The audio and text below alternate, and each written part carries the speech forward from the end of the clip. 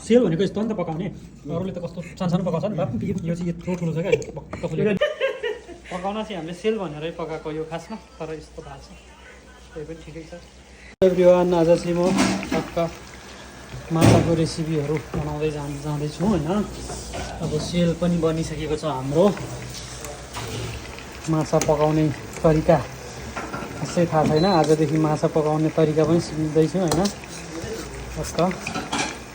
यस्तो हो यो चाहिँ कोरियाको माछा होइन खासमा यो बाहिरबाट आउने माछा हो यहाँ हुने माछा चाहिँ खासै मलाई मन नपर्ने भएर मार्टबाट एसियन मार्टबाट लिएर यो चाहिँ युरोपतिरबाट आएको माछा हो यसलाई म आज पकाउँदैछु नेपाली स्टाइलमा साथीहरूले चाहिँ यहाँ सेलहरू पकाइसक्नु भएको छ ओहो यार आज चाहिँ मेरो माछा पकाउने पालो यो चाहिँ सेल पकाउनु हुने साथी चाहिँ उहाँ फेरि बबल पकाउनु भएको छ नि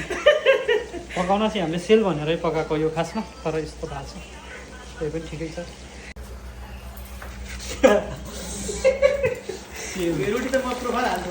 यो चाहिँ सेल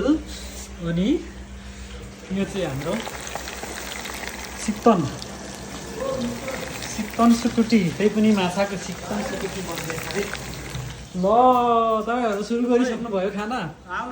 किन न हो एकछिन ल सेल भनेको यस्तो नि त पकाउने अरूले त कस्तो सानसानो पकाउँछ नि त यो चाहिँ यत्रो ठुलो छ क्या भक्क फुलेको विदेशी हो क्या यो विदेशी स्टाइलको कोरियन हो क्या यो सेल